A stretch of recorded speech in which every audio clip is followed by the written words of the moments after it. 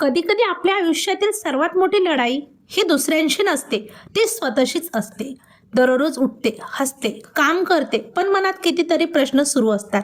कोणी टाळ्या वाजवत नाही, कोणी कौतुकही करत नाही. तरीही एक गोष्ट रोज करते, मी हार मानत नाही. कारण मला माहिती आहे, आजचा संघर्षच उद्याच्या यशाची गोष्ट बनणार आहे. स्वप्न मोठं असलं तर पावलं थकली तरी चालतील, पण मी थांबत नाही आणि तुम्हीही थांबू नका. जसा दिवस उजाडतो तसाच दिवस मावळतो देखील, पण नव्या दिवसासोबत नवे स्वप्न देखील आपल्यासोबत तो घेऊन येतो.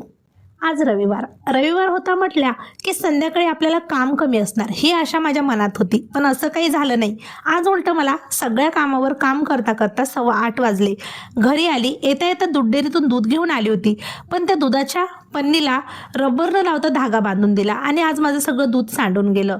चहा प्यायची खूप इच्छा होती, थोडंसं दूध वाचलं आणि मग त्याचाच मी चहा करून पिली.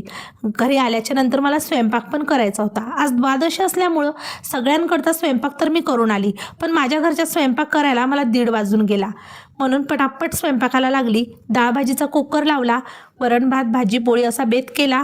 पटापट घरातले सगळे कामं आवरले आणि संध्याकाळी 4 वाजता नळ आल्याच्या नंतर प्यायचं पाणी भरून घेतलं. आता या रूममध्ये 15 दिवसाच्या वर मला वेळ झालेला आहे. छान आम्ही इथे रमलो, सामान पण व्यवस्थित लागलेलं आहे. मग संध्याकाळी मी पटकन जेवण 5:30 वाजता करून घेतलं. काल एकादशी असल्यामुळे साबुदाण्याचे वडे वगैरे संध्याकाळी करून घेतले होते.